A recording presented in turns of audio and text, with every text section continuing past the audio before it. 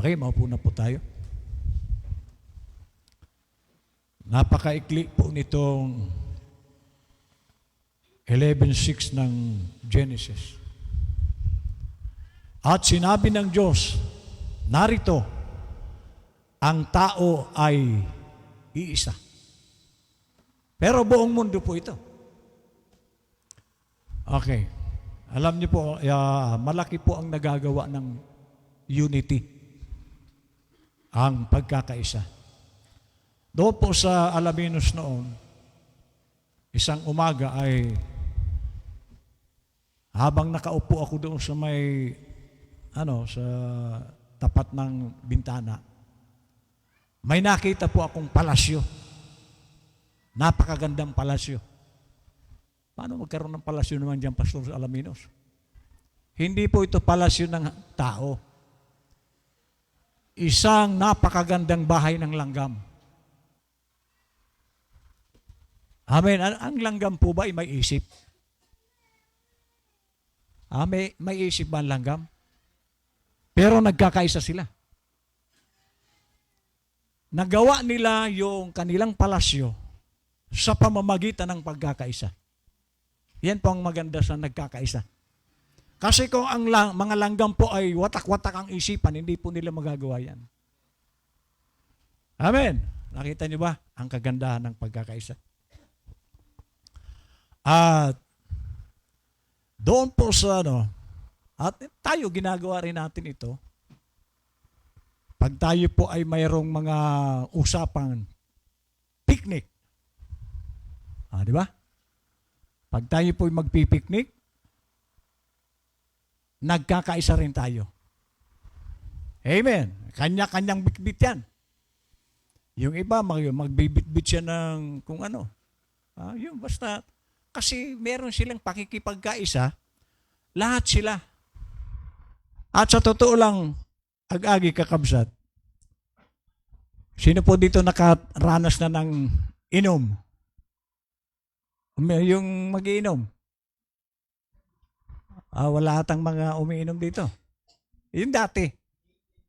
Di ba? Pag tayo po ay nagiinuman, o kung sino man ang kainuman mo, di ba? Kanya-kanya kayo. Kaya nga dyan po nauso sa inuman yung tinatawag na patak-patak. Tama ba? Alam niyo ba yung patak-patak? Magbubunot. Ito sa akin. Bubunot din ng isa. So, mga unbeliever po yan. At iyan po ang naging nature ng mga manginginom, patak-patak. Yung iba, magbibitbit ng pulutan. Tama? Yung iba naman, may dala ng bote. Nature po yan ng tao. Yung pagka meron silang gagawin, nagkakaisa sila, nagtutulungan sila, nag-aambagan sila. Doon po sa unang mission ko noon bilang magpastor, kauna-unahan ko po ito. Sa Bicol, sa lugar po ng Kaditaan.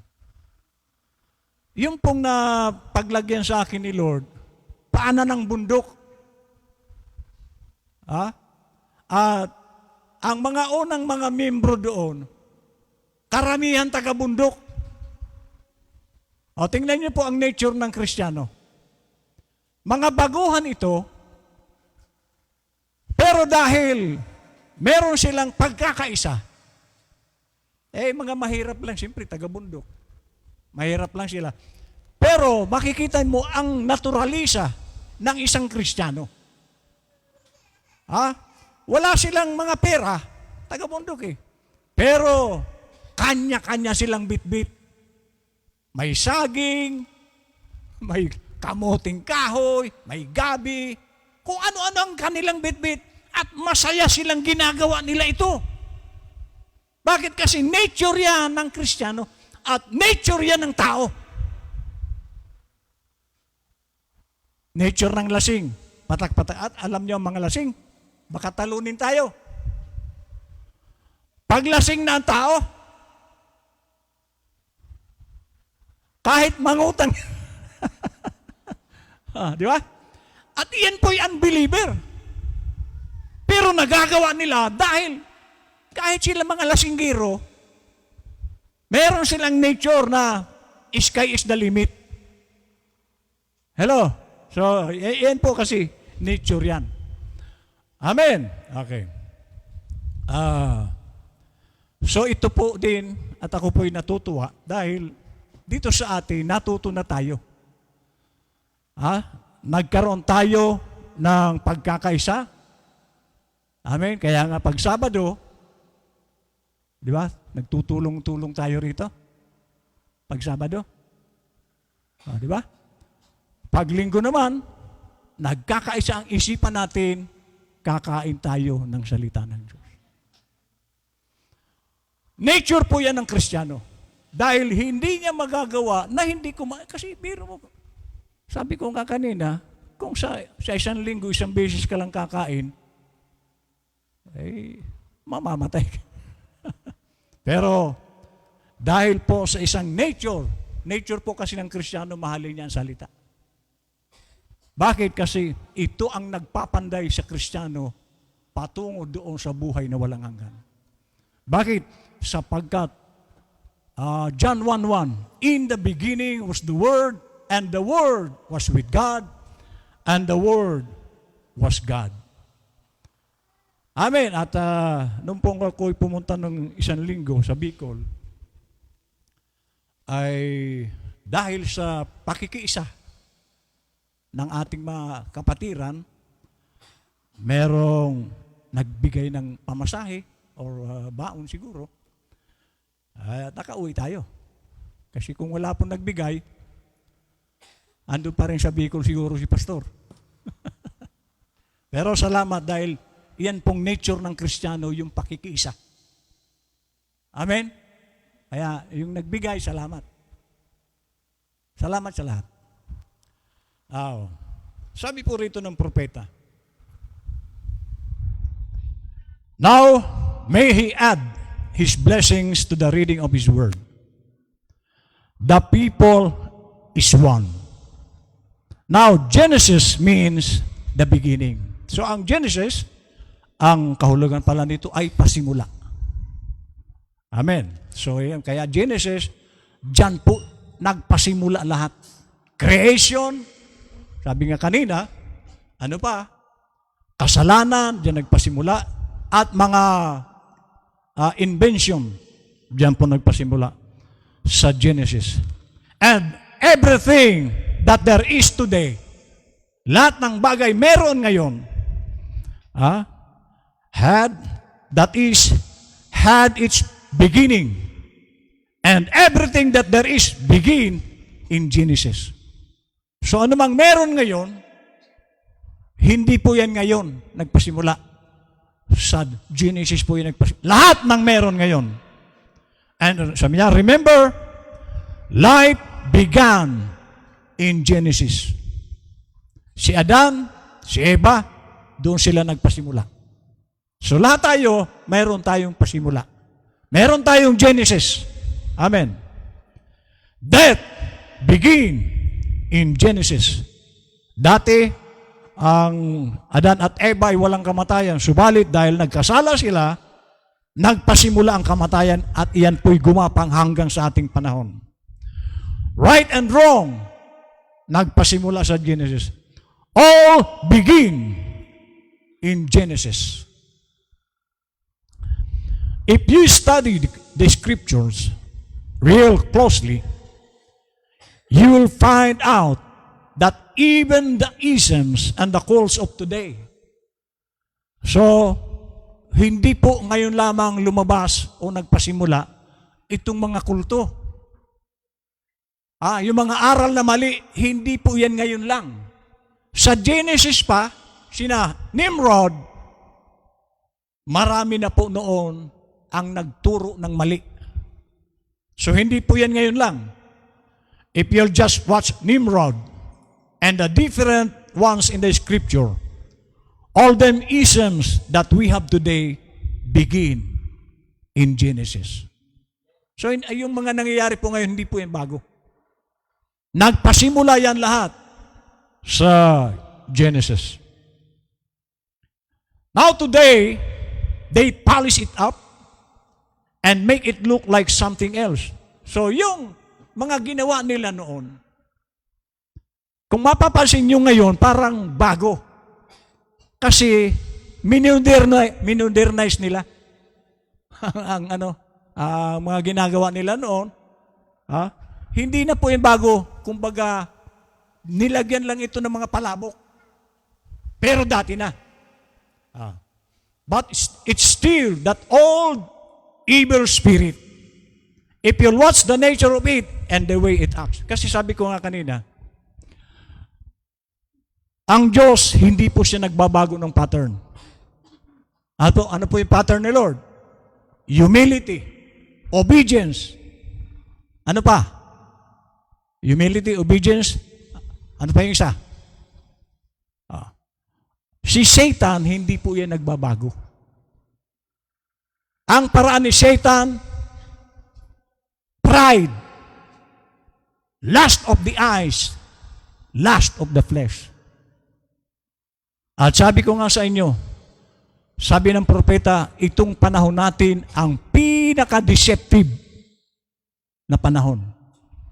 Na hindi na mamalayan ng marami, na maraming pupunta sa impyerno dahil sa cellphone. Hindi nila alam yan. Akala lang nila, cellphone lang ito, pero marami pong dadalhin sa impyerno ng cellphone. Kaya nga maraming tao na ayaw nilang mawala sa mundo. Kasi walang cellphone sa langit eh. Mabuti po sa lupa, sabi nila may cellphone.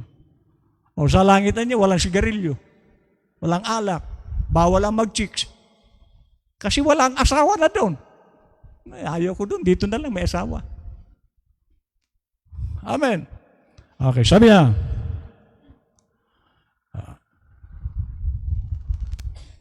the Bible said, God in the Bible said, my spirit will not always strive with man. Yan po ang tandaan natin. Ang Diyos po, hindi compromiser. Ang tao, nakikipag-compromise. Pero ang Diyos, hindi. At hindi niya ako makikipag-ano sa tao. Kung ano ang isipan ng tao, hindi po siya diyan sasaway. Ano ibig sabihin? Ang isipan ng Diyos ang dapat nating sabayan. Ang Diyos, hindi po yan sasabay sa isip natin. Hindi yan makikiisa sa plano natin. Malibang kung plano niya. Ang nasa isipan mo. Pero kung ito'y sarili nating plano, katulad ng tao, ang sabi ng Diyos, ang salvation ay ano? Si Jesus Christ. Yung si Jesus Christ nakapasok sa puso at ipinamumuhay niya ang salita. Pero anong ginawa ng tao? Pumasok kayo sa aming relihiyon. Hindi po sasabay dyan ng Diyos. Manapa, yan pong magdadala sa iyo sa impyerno. Bakit? Sa relihiyon, hindi naman totoo lahat ang tinuturo. May manghalo. So sabi ng Panginoon, my spirit will not always strive with man. And Jesus said in Matthew 24, as it was in the days of Noah, kung paano niya, sabi ni Jesus, sa panahon ni Noah, so may binanggit si Jesus. So shall it be in the coming of the Son of Man. Kailan daw anong palatandaan ng pagdating ni Jesus? Nasabi niya, kung paanong darating ang Panginoon, katulad ito ng panahon ni Noah. Ano yung panahon ni Noah? Inuman, babae, sugal, ano pa? Lahat ng kasamaan. Kaya nga ang Diyos nagalit sa tao sapagkat wala na matino maliban kay Noah. Sa panahon ni Lot, bakit sinunog ng Diyos ang Sodoma? Ano pang nangyari? Ang lalaki, ang asawa lalaki. Ang babae, babae rin. napag-aralan natin nung kailan yon, si Obama, wala na pong bawal sa Amerika. Kinakasal na ang lalaki sa lalaki. Kinakasal na ang babae sa babae. At ngayon nilalakad na rin dito. At anong palatandaan yan? Sodoma and Gomorrah yan. Na yung mga lalaki hinahayaan na ng gobyerno natin, okay na. Noong araw, kapag ang lalaki may nobyong lalaki, karumal-dumal ito sa mata ng gobyerno. Pero ngayon, pinapayagan na nila. So anong ibig sabihin? Bumalik na tayo sa panahon ni Noah, bumalik na tayo sa panahon ni Lot. At ano magiging bunga niyan? Kung paanong ginunaw ng Diyos ang mundo sa panahon ni Noah dahil sa kasalanan noon, ganon din, sinunog ng Diyos ang Sodoma dahil sa ganon. Ngayon bumabalik na naman tayo sa ganong oring buhay. So itong mundo hindi na po ito magtatagal. Bakit, Pastor? Nandito na palatandaan. Hello. At hindi natin pwedeng baguhin ang isipan ng Diyos. Amen. Kaya nga ang lagi po nating bigyan ng halaga ay ang kung paano ka maligtas. Dahil, sabi ko nga sa inyo, panahon ni Noah, sa palagay nyo, si Noah ba may magulang? Wala? Wala ba magulang si Noah? Paano siya lumabas? May magulang siya. Tanong, wala ba siyang kapatid? Wala ba siyang pinsan? Wala ba siyang tsuhin? Ang daming kamag-anak ni Noah. Eh bakit si Noah lang ang naligtas? Matigas ang ulo nila. So ang Diyos hindi po siya nagtatangi ng tao. Kung sino lamang ang susunod, yun lang. Ay, hindi ba pwede, Pastor? Halimbawa, ang mga anak ko, mga kapatid ko, ay hindi ba pwede naman, Pastor, kay Lord, kapatid naman kita, hindi ba pwedeng maligtas din ako? O, di maglingkod ka rin. Wala pong palakasan sa Diyos. Ang susunod lang, ang maliligtas. Unfair naman. Pero wala ka namang ginagawa, ligtas ka rin. Malabo po yun. Kailangan mo rin ang kaligtasan. Kailangan mo rin si Jesus sa sumampalataya ka rin sa Kanya at maglingkod. Huwag kang umasa dahil ang tiyuhin ko, born again, ang tiyuhin ko, Kristiyano, ligtas. Malabo yun. Sabi niya, did you notice the Spirit of God was striving with men? Not man is striving to know the Spirit of God. So, baliktad yun. Kailangan tayo ang makisama sa Diyos. But it was the Spirit of God striving to get to men. Kasi, tingnan nyo. Sabi po rito sa susunod. Kasi po ang ganito. Nung magkasala si Adan at Eva,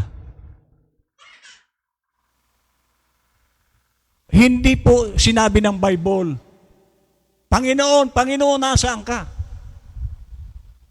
Di ba nagkasala na sila eh? Nasaan yung dalawa? Nagtatago. Yan po ang tao. Pag may kasalanan, naalala ko po yun doon sa Tondo, yung may siga doon. At mayroon naman doon isang, pag nakikita yung siga, takot na takot. Pero isang araw, nasalubong nung siga yung takot na takot. Pare, pwede mo ba pampiramin? 5,000. Sa takot niya, binigyan. Pare sa linggo, bibigay ko sa iyo. Yung 5,000. Pero siya nagbigay siya, takot nga eh.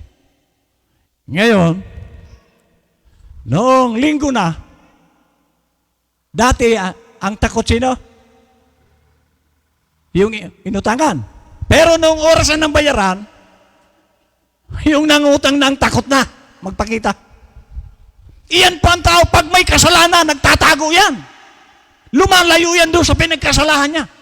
At tayo, kapag tayo mayroong kasalanan sa Diyos, lumalayo tayo sa Diyos.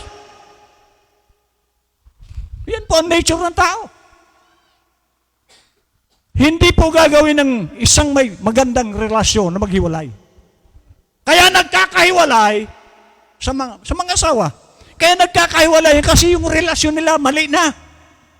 At sa Diyos, bakit napapahiwalay ang tao? Sapagkat wala na silang tamang relasyon. Hello? So hindi po nature ng tao hanapin ang Diyos. Ano nangyari sa na magkasala si Adan at Eva? Adan, asan kayo? Yun. Hindi yung, Panginoon, nasaan ka? Ang Diyos ang humahanap sa atin. Na kahit tayo nagkakasala, hinahanap pa rin tayo ng Diyos. Iyan po ang nature ng Diyos. Marami tayong ginawang kasalanan, pero hindi tayo tinigilan ng Diyos hanggat hindi tayo natagpuan. Sabi niya rito, and oh, how it parallels today. The Spirit of God is striving with man. And I wonder if God doesn't think just about like He did in those times. It grieved Him that He ever made man. So, nagsisi ang Diyos. Nung ang tao ay makasalanan na, sa ngayon po, the same. Ang Diyos ngayon, nagsisisi na rin siguro. Na bakit niya nilikha ang tao? Bakit nagsisisi? Sapagkat hindi sumusunod ang marami. Ang Diyos nagsisisi sa iyo kung hindi ka sumusunod. Maaring iniisip ng Diyos, sabi niya, bakit ko ba nalikha ito? Hindi naman sumusunod sa akin. Yes! Sapagkat ginawa niya na ito, nagsisi ang Diyos kung bakit niya nilikha yung mga taong hindi naman sumusunod. Ay mabigat pa niyan, kakabsat, gagi. Kung hindi pa hanapin ng Diyos, hindi pa babalik si Adan. O paano kung hindi sila hinanap ng Diyos? Hindi nakabalik. So tayo magpasalamat tayo kung merong ginagamit ang Diyos na hinahanap ka pa rin para iligtas ka. Amen. Sabi niya, I wonder if God doesn't think just about like He did in those times. It grieved Him that He ever made man to see how rebellious man can be against His Spirit and His program and His way of life for men and women. Nakakalungkot, di ba? Pero iyan po mahirap na yung damdamin ng Diyos kapag hindi ka sumusunod. Nagsisisi siya bakit ka panilikha. Masakit po yun. So anong pinakamagandang gawin, Pastor? Ilapit mo lagi ang sarili mo. Lumapit ka sa Diyos. Dahil hindi naman tumatanggi ang Diyos pagka ikaw, ang tao lumapit na, hinanap ka na, ikaw naman ang umapit sa Diyos. Dahil ayaw ng Diyos na mapunta ka sa impyerno. Yan po ang sinabi. Walang plano ang Diyos na paglikha niyang tao, dalhin niya sa impyerno. Ang impyerno para kay Satanas lang. Pero kung ang tao ay hindi susunod, kasama niya si Satanas. Amen. Now we see, now in our text tonight, that man had united themselves together. So doon sa panahon ni Nimrod, nagkaroon sila doon ng unity. Alam niyo ba na ang plano ni Nimrod? Pupunta siya sa langit, sa paraan niya. Matindi ano? Ha? Ang plano ni Nimrod. Ha? Pupuntahan ko yung langit. Kaya, tinawag niya ang mga tao. Malakas ang influence ni Nimrod. Nagkaisa ang tao, lahat. Nagtrabaho. Eh tayo dito, baka hindi natin magawa siguro yun. na lahat magtrabaho. Pero sina Nimrod, lahat ng tao niya, nagtrabaho. At nagawa nila yung kanilang plano. Isang mataas na building. Na yung dulo ng building na yun, mataas pa sa bundok. Kaya nga, ulap na yung makikita mo. Hindi mo na makita yung dulo sa ulap. Nagawa ni Nimrod yun sa kanilang pagkakaisa. Meron palang mangyayari din pag may pagkakaisa, no? Amen. So siguro itong building natin, maliit lang ito. Magagawa siguro ito. Kung, kasi nagawa nila Nimrod. Ang taas ng building. Ngayon, gustong malaman ni Nimrod kung narating niya na ang langit. Doon sa dulo, kumuha siya ng pana. Bigyan ko pana. Titingnan natin, baka yung taas na yan, kasi puro ulap na eh. Pag itong pana, hindi bumagsak, langit na yan.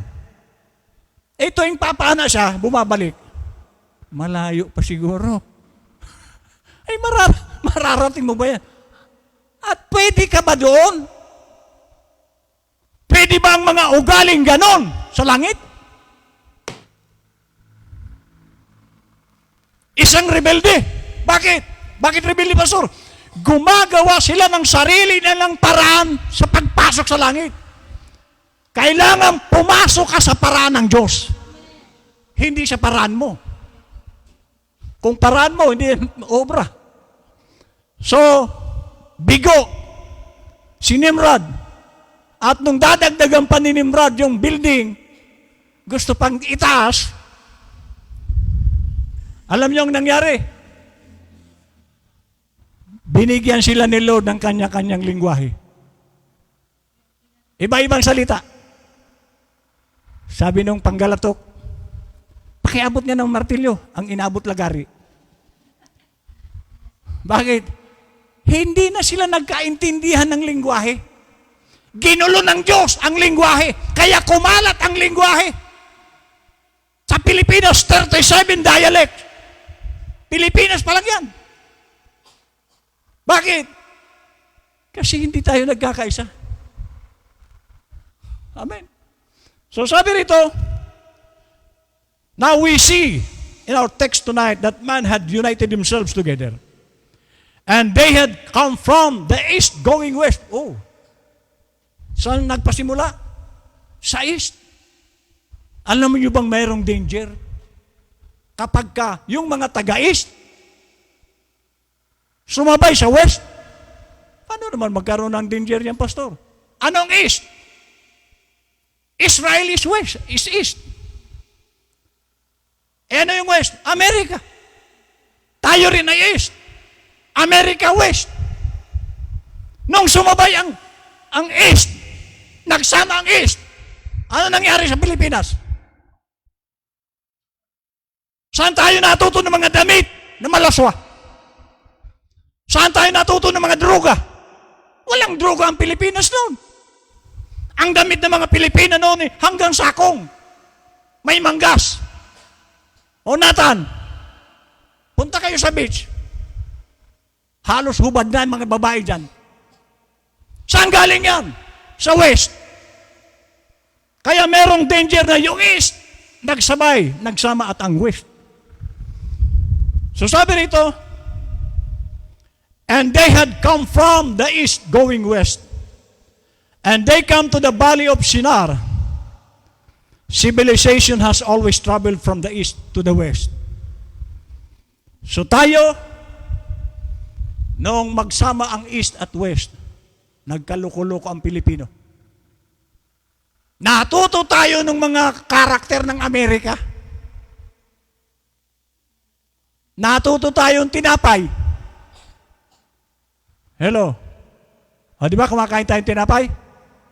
Tinuruan tayo ng Amerika kumain tinapay. Tinuruan ba tayo kung paano magkaroon ng arena? Bibilhin mo yan sa kanila. So pinagdilensyahan lang tayo ng Amerika rito. Amen. Katulad ng yung kaganapan ngayon. Ang Amerika, ang daming armas sa Pilipinas. Di ba, itinataya tayo sa gera? Nung panahon ni Duterte, kaibigan natin ang China. Ngayon, kaaway na. Kaaway na ang Russia. Because of America. Kaaway ba natin ang China? Hindi. Pero ngayon, kaaway na. Amen. Sabi niya, I wish I only had time. I'd like to speak on a message when the East and the West meets. So may mensahe siyang East and the West meets. What happens? Ano nangyari? Noong magpanagpo ang East at West. What happens? And it's already met. Nagpanagpo na ang East at West. The East and the West has met together. Man has troubled with the going down of the sun because he is a perishing creature. He's going with the sun, rises and travels westward. Now the East and the West has met.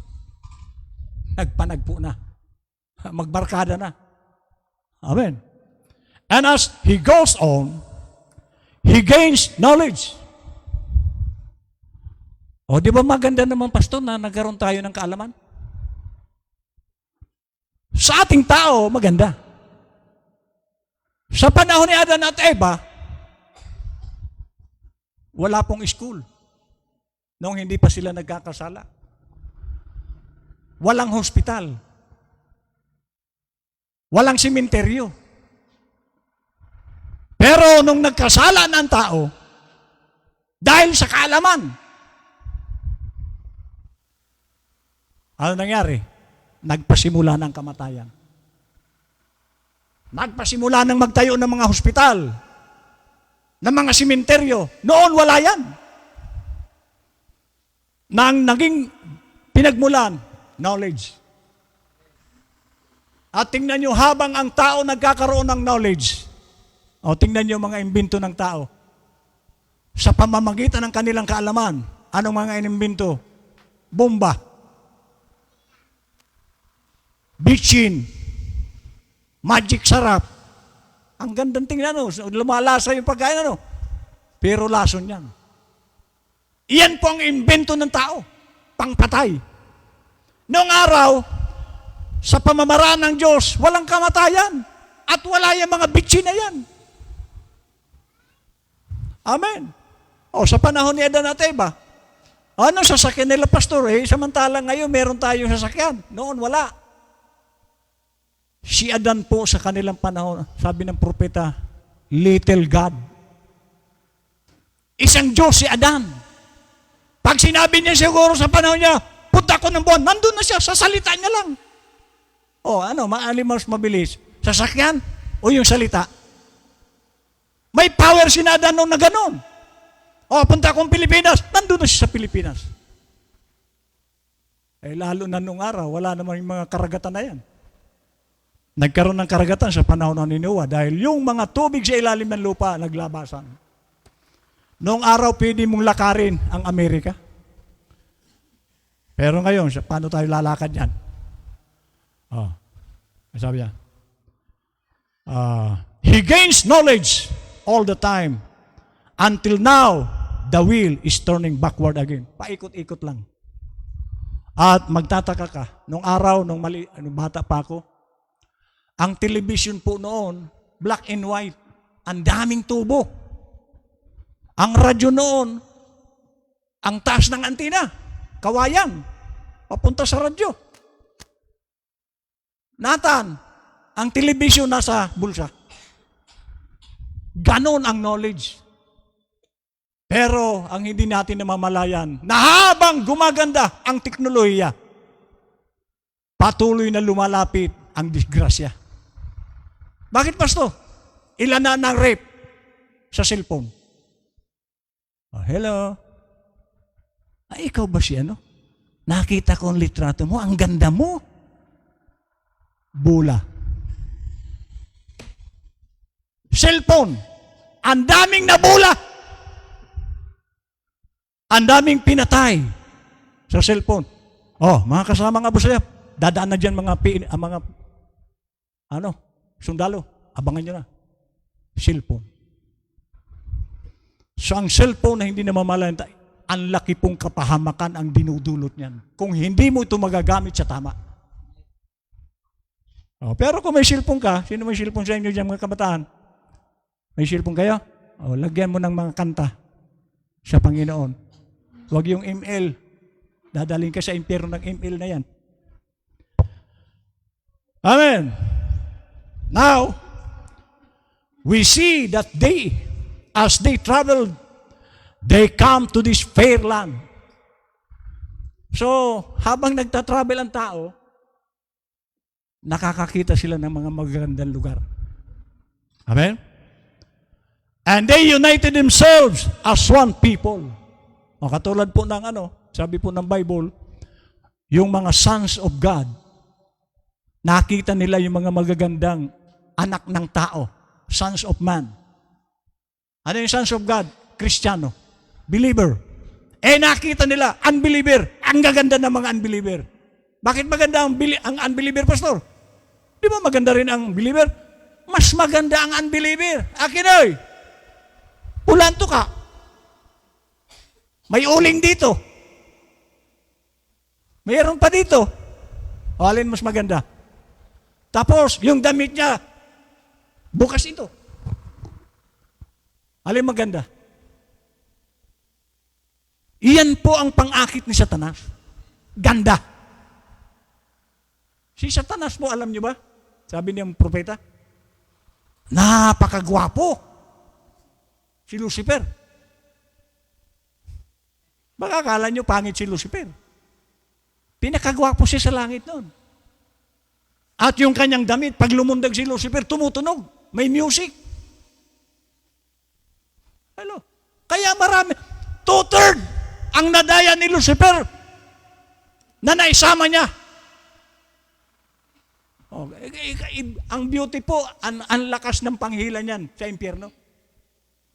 O, tingnan nyo. Ang beauty. May mga dumaan dyan. Ano yan, born again? Titingnan mo na yun. Napangit dyan. Titingnan yung karatol. Pangit yan. Maliit yan. Ang hahaba ng buhok. Mga lusyang. Paano mo maakit yung mga dumadaan? Pero sa palagay nyo, kung ang mga kabataan nandiyan sa labas, puro pulanto ka, puro magaganda ang ayos ng buhok, dito tayo. Nagpintas dito. Maganggana. Kasi ang pang-akit ni Satanas, beauty. Hindi ka maaakit siya pangit. Kaya nga ang daming naakay ni Lucifer. Kasi gwapo. Kamukha mo, Brad.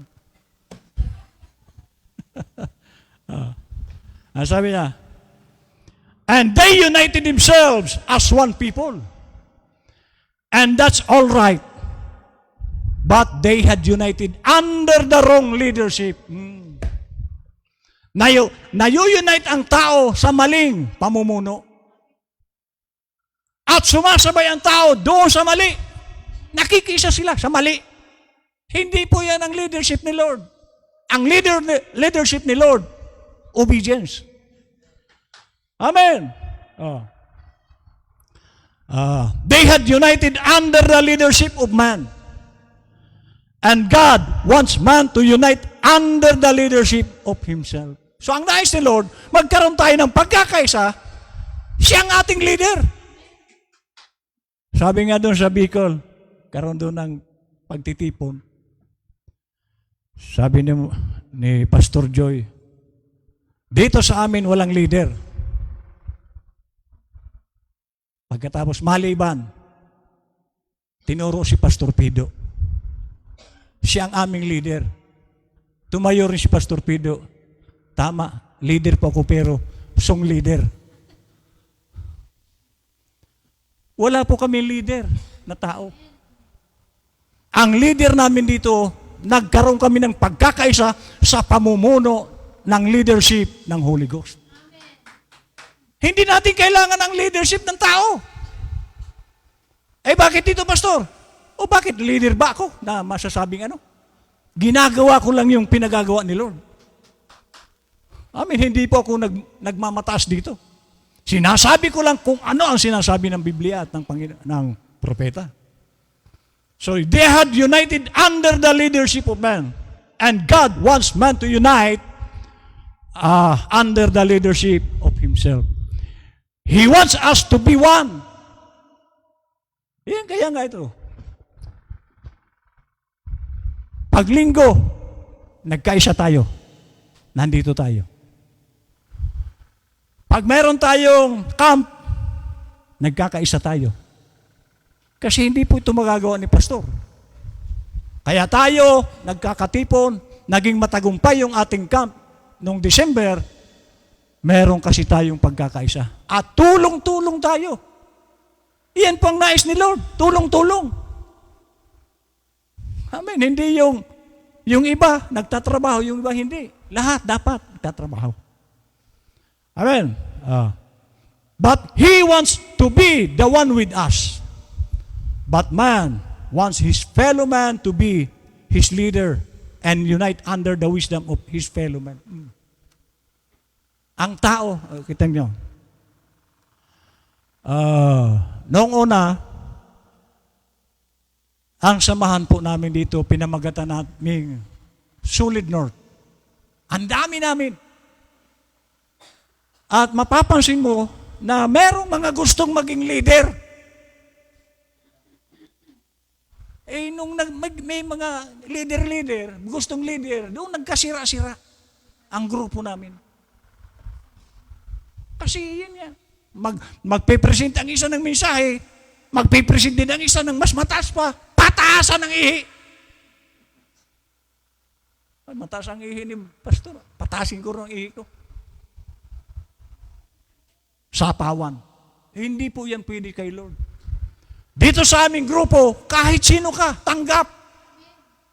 Kung hindi mo paabot yung naabot ng iba, hihintayin ka. Hindi yung pupulaan ka. Iyan po ang aming samahan. Walang pulaan dito.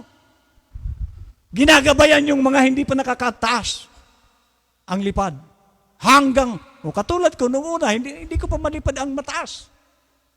Sama-sama lang ako. Ginagabayan ako ng ibang pastor.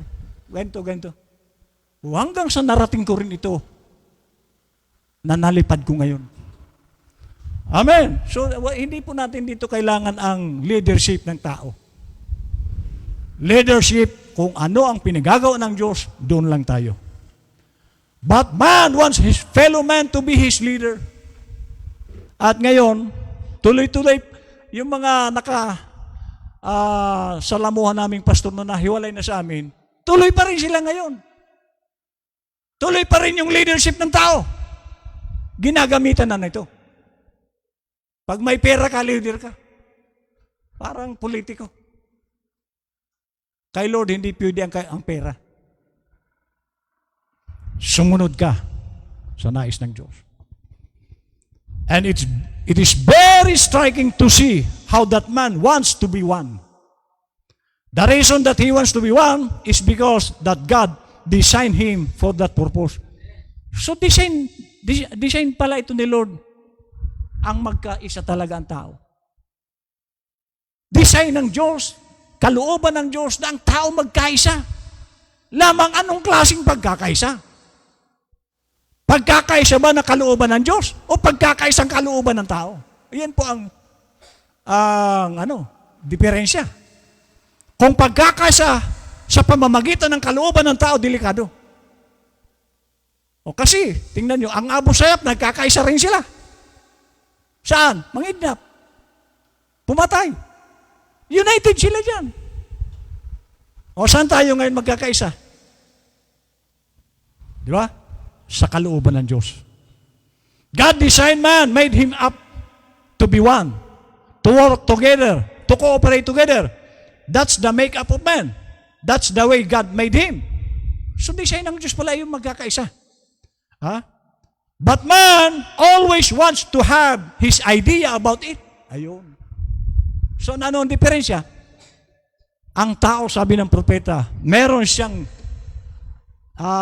kaalaman na gusto niya itong, kasi katulad halimbawa ng leadership namin noong araw, tao ang sinusunod. Kahit labas na sa kalooban ng Diyos. He wants to project something that God never intended him to do. Ayun. May mga plano ang tao na hindi naman pinagagawa ng Diyos. Doon po nasisira ang Kristiyano kapag hinaluan mo ang plano ng Diyos ng plano mo. Amen. Halimbawa, paano, Pastor? Sabi ko nga nung nangaral ako,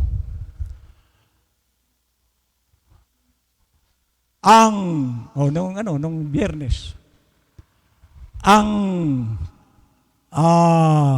baptism of the Holy Ghost,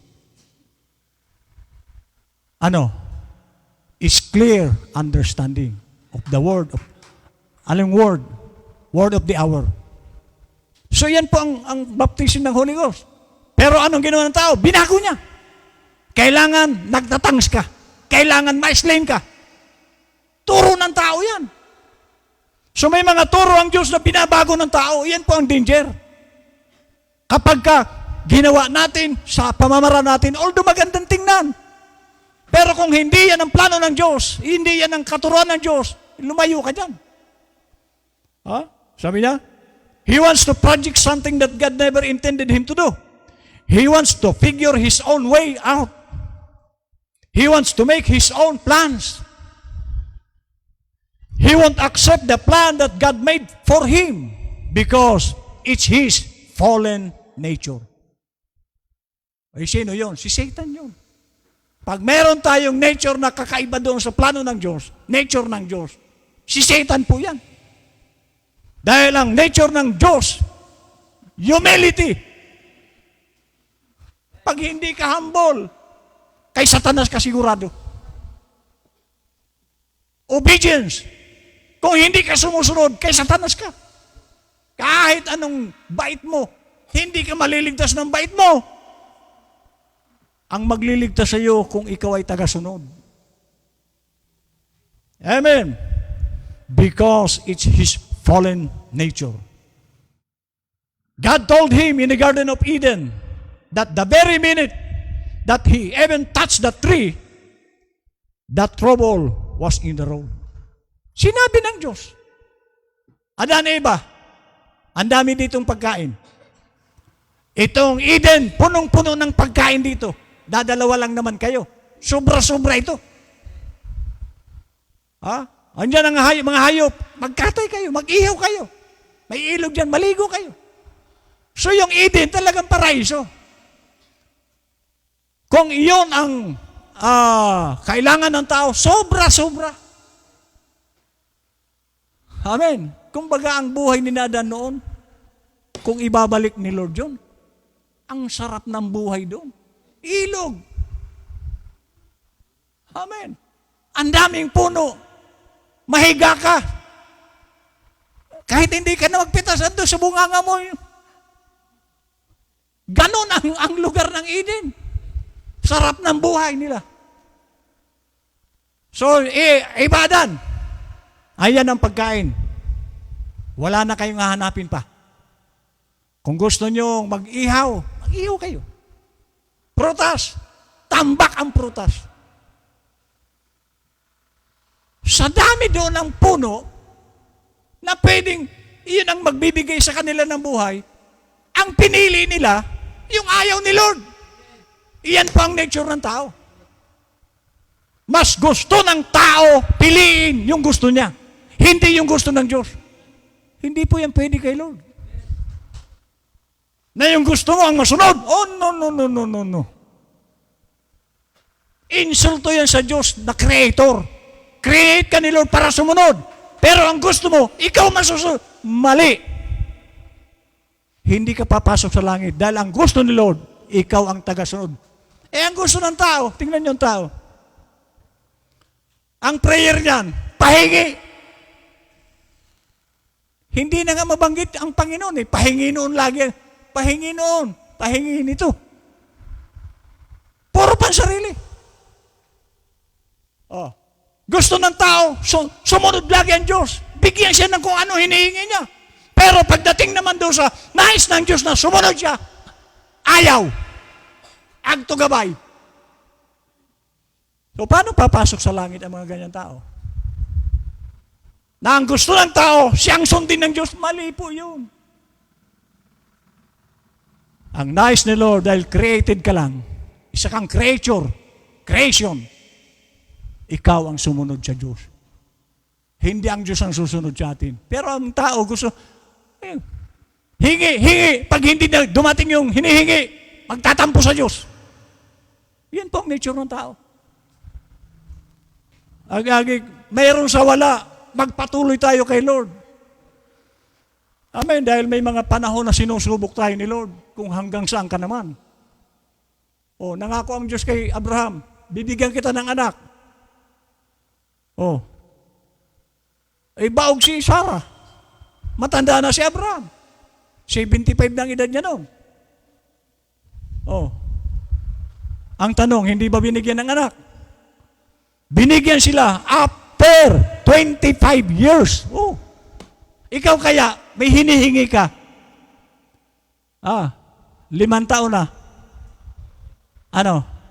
Bibitaw o tuloy?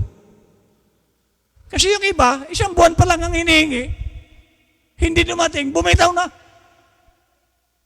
Ag-agi si Abraham, 25 years, na natili siyang tapat sa Diyos. Yan po ang Kristiyano. Sabi niya, but man, taken from the tree, and he became a scientific worker. And the very first bite that he took, he separated himself from his Savior or his Creator. Yan. Once na dinisobey natin ang salita ng Diyos, separation agad. Iiwanan ka ng Diyos. At maraming tao iniwan na ng Diyos. Wala na silang safetyness. Hindi sila safety. Nabubuhay na lang sila sa lupa sa kanilang kaparaanan. Pero ang Diyos kapag kasama mo, i-guide ka sa tama. So maraming nahiwalay sa Diyos. Bakit? Kasi ayaw ni Lord yung sumusuway tayo. Oh. Nung sinuway na ni Adan at Eva, sabi ng propeta, nagpasimula na silang maghiwalay. Amen. So ano nangyari kina Adan at Eva noon? Wala na ang presensya ng Diyos. Kaya nga maraming Kristiyano nananalangin, nagpupuri, wala ang presensya ng Diyos. Hindi nila maramdaman. Bakit? Malayo sa kanila ang Diyos. Because of disobedience. And so is it tonight that man still lives by the tree. Ano yung tree? Knowledge of good and evil. So ang tao, ang pinili nila, good and evil. Ano naman yung pastor? O di ba ang cellphone? Good? Bakit good? O yan o, makukontak mo yung nasa Amerika mong kapatid. Di good. Nakakapag-share ka kahit malayo. O di good. Nice, nasasabi mo ang magagandang bagay sa kanya, sa salita ng Diyos. O di good. Pero kung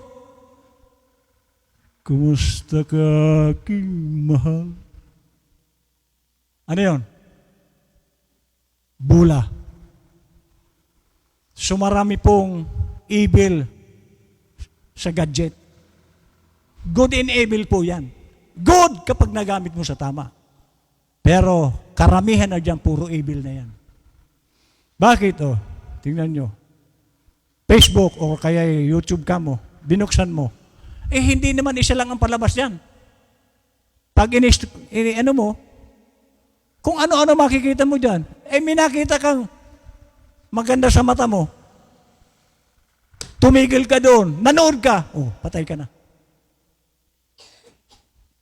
Sabi niya, And there's no way in the world for a man to be saved by the tree. Tree of knowledge of good and evil, walang kaligtasan dyan kasi kay Satan po yan. Mabuti at masama. Kay Lord, good lang. Walang evil. So yun ang knowledge na kunin natin. Good. Pero yung kay Satan, good and evil. Pinagsama niya yung masama at mabuti. So ang mabuti, tingnan nyo. Bigyan ko kayo ng isang pagsubok kung kaya nyo. Isang pitchel. Ano ba yung masarap inumin? Na, juice? Ha? Oh. Sige, masarap yon. Patakan natin ng isang patak na gas. Hinaluan mo. Ano na mangyari doon? Makukontaminate na yun. Sisirain na yun. Maganda. Ganyan po ang style ni Satan. Yung mabuti, hahaluan niya ng evil. Kaya, bumabagsak ang tao. And there's no way in the world for a man to be saved by the tree. And why do we put so much emphasis on scientific research? How to save ourselves? Hindi po natin magagawa yun. Ang mailagay natin sa kaligtasan ng ating sarili sa pamamagitan ng kaparaanan natin o kaalaman. To make a bomb, that's better than Russia to make yan, yung tao. Ang tao ngayon, pataasan ng alam. Nabalitaan nila ang Russia, nakaimbento ng bomba na mataas. Nag-imbento rin ang Amerika, nag-imbento rin ang China, lahat ng bansa ngayon may kanya-kanyang invention. Anong imbento nila? Mas mataas. Iyan po ang tao. Iyan po ang evil. Kung titingnan natin, good. Bakit good? May armas ka. May pagtatanggol mo ang bansa mo, ang mga tao mo. Anong evil doon? Ang wasakin ang mundo. Amen. Tingnan nyo sa ating bansa. Ito, huwag na tayong lumayo. Alam nyo nung bago ako dyan sa Dagupan, dyan ako tumira sa Pantal. Hindi po dyan binabaha, Pantal. Kahit bagyo, walang baha. Pero, bakit ngayon? Kung kailan tinatabunan, lalong bumababa. Ang nature ng tao. Sa Manila, sa totoo lang, kaya bumabaha, basura. Gawa ng tao. Nagdudusa sa Manila ang tao sa gagagawa ng tao. Ang ating kagubatan, kalbo na. Kaya may mga landslide, mga malalaking baha, gawa ng tao. So sino ang sisisihin natin dito? Si Lord? Ginawa ng Diyos ang mundo na napakaganda. Sinisira ng tao sa pamamagitan ng kaalaman. Kasi kung wala yung mga makinarya na yan, walang mina. So, ang ating buong mundo nasisira ngayon. Dahil sa tree of knowledge of good and evil.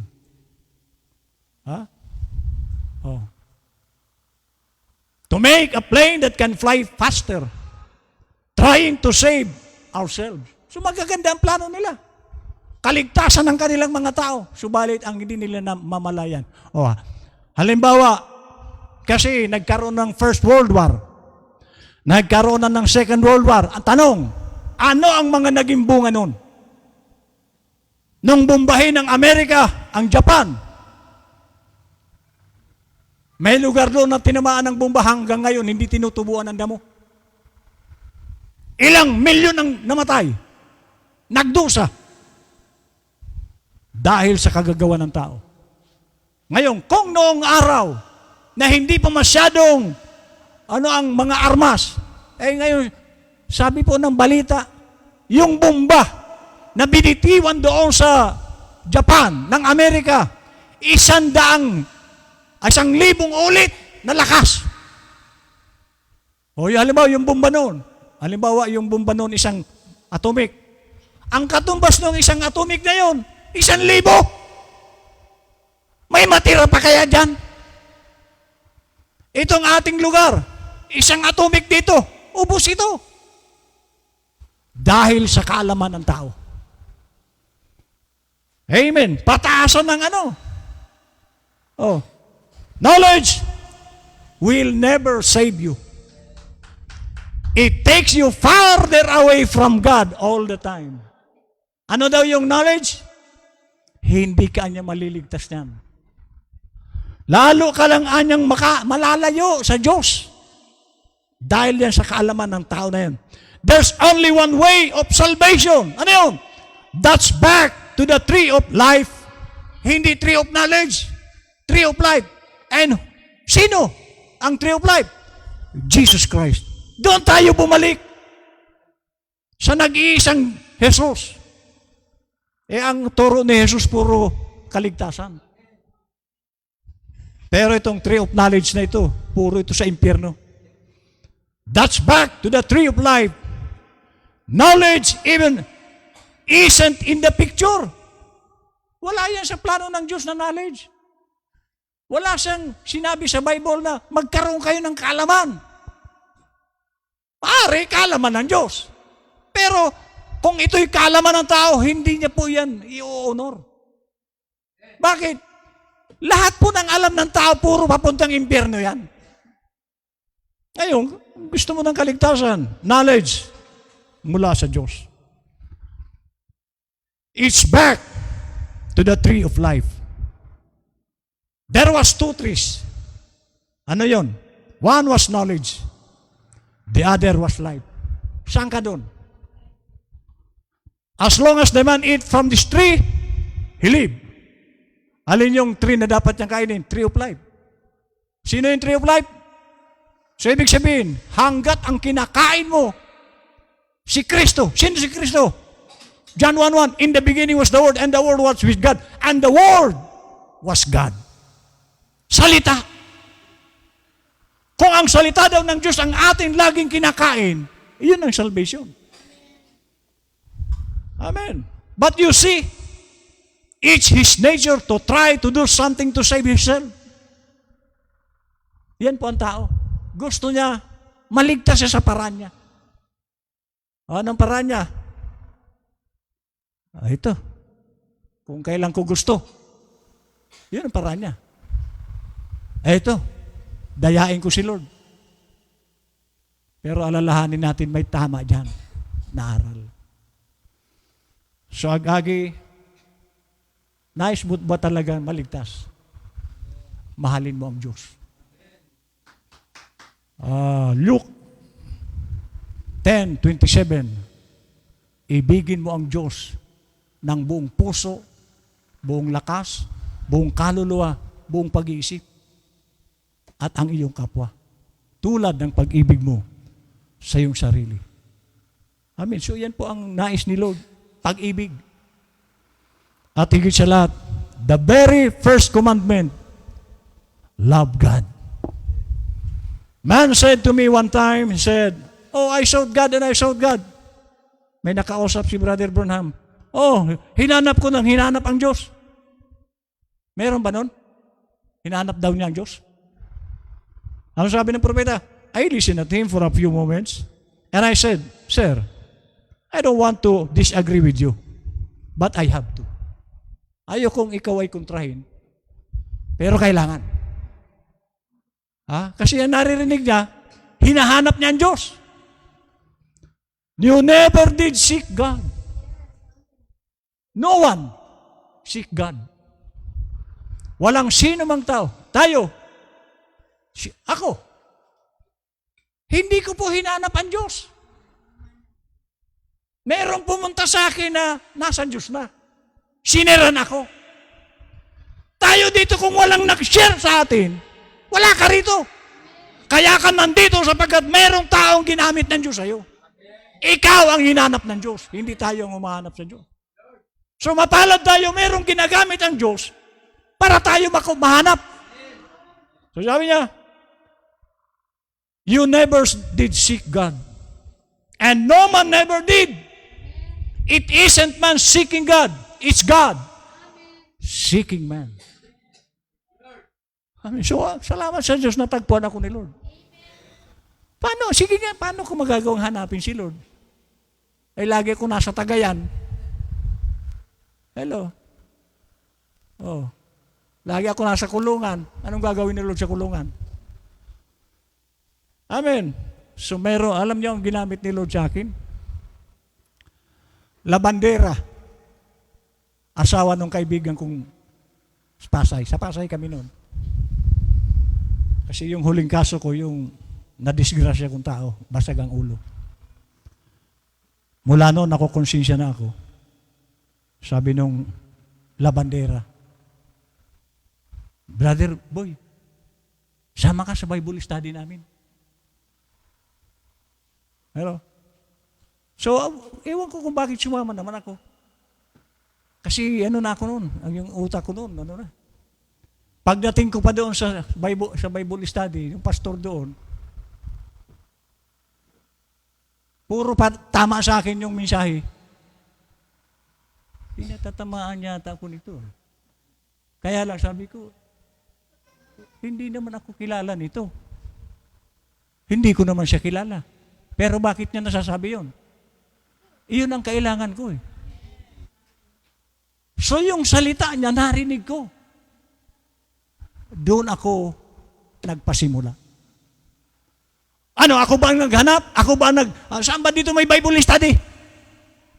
No. Yung tao ng Diyos ang ginamit sa akin para ako makarating sa Bible study. Na kung saan, doon ako nagpasimula. Nasaan kaya tayo ngayon kung si Pastor Lasinggiro pa rin? Saan kaya tayo ngayon? Kasi kayo ang dinisay ni Lord na kasama ko. O paano kung ganyan pa ako? Wala rin kayo dito. Kasi ako ang nilagay ni Lord sa inyo. O halimbawa, hindi pa ako Kristiyano, hindi Lasinggiro pa. Kayo, kung saan din siguro kayo. Kasi mapupunta lang kayo dito sa panahon ko. Pasalamat tayo sa Diyos. Maaga yung aking pag-born again. It's God seeking man. Ito na. It wasn't man going up and down the garden saying, God, God, where art thou? It was God calling Adam. And God said in His word, no man can come to me except my Father draws him first. You are seeking to find what's drawing you, but it's God has to draw first. Si Lord lagi ang una. Para tayo, ang tao makalapit sa Diyos, siya lagi ang una. Hindi tayo ang una naghanap sa Diyos. At iba-iba po ang paraan ng Diyos. Tulad po nung nakasama kong singer, si Bill Awero, nakasama namin may mission kasi si Bill Awero sa Laguna. Ako yung ng program. Matindi po ang pagtawag sa kanya ng Diyos. Ang sentensya sa kanya sa kulungan, 4 na bitay. Gaano kalaking kasalanan yon? 4 na bitay. Kaya nung naghubad yun sa stage, ang tato noon hanggang dito. Mula pa. So, matindi po ang karanasan noon. Tinawag siya sa kulungan. So, iba-ibang tawag sa atin. May mga tinatawag naman na problema. Ako, tinawag ako ni Lord, nakadisgrasya pa ako ng tao. May tinatawag problema. So, ano man yun, dahilan ni Lord yun. So, kung saan ka tinawag ni Lord, dahilan ni Lord yun. Kaya ka nandito. Pero, ang dapat mo laging malaman, si Lord ang tumatawag sa atin. Last, but we find out here that they have united under one great leader. Ito na. Napasimulan na po ito matagal ng panahon. Na ang mundong ito, magkakaroon po ito ng one world government. Nagtatiming na lang sila at sa yung mga kapatiran nating laging sasaliksik. 2030, si Satanas na po ang hahawak nitong mundo. Yan po ang kanilang natuklasan. Dahil ang mga leader, united na sila. Mga churches, united din sila. Magsasama-sama po ito. Tayo lang po dito ang hindi kasama. Maliban doon sa mga nagcha-cha-cha. Ano yun, cha-cha, pastor? Di ba sa'yo na cha-cha? Di ba? Atras abante. Titiyakin ko sa'yo, mapupunta ka ron. Pag kulang ka sa kaalaman ng Diyos, makakasama ka ng Antikristo. Kasi pag tinakot ka na, hindi ka sa word. Ang lang dito, na kahit patayin, yung lagi sa word. Pero paano kung mayroong labahan sa liig mo? Kristo o kaligtasan? Mamili ka. Gusto mo maligtas? I-deny mo si Kristo. Walang Kristo. Ay pag wala ka sa word, walang Kristo. Yan pong mangyayaring pag-uusig. Pero yung mga matatatag sa salita, kahit pugutan mo ng ulo yan, hindi po yan matatakot. O ilan sa inyo dito ang susulong na mapagpapugot ng ulo? Hello? Ikaw dilaw? Kaya? Baka pag dumating ang oras. Kaya, alam mo kung saan si Pastor Rudy? Ay, oo, alam ko kung saan yun. Lalo kung may galit sa akin, ay, alam ko yun. Lagi akong pinatatamaan nun. Tama, makakaganti na ako kay Pastor Rudy. Hello? Amen. Pero pag ikaw ay matibay sa word, sige na, patayin nyo na ako. Hindi ako takot dyan. Ano yung magpapatatag sa iyo? Word. Lagi kang makinig. Kasi darating po ang squeezing. Ay, naituro ko yun sa Bicol. Kung nanood po kayo ng mensahe ko sa Bicol, naituro ko yan. May araw darating ang squeezing. Amen. So, dapat tayo maging matibay. And Nimrod had built them a tower, and it's very strange to think that all the things that the devil has, he stole the copyright from God to make it. Satan cannot create.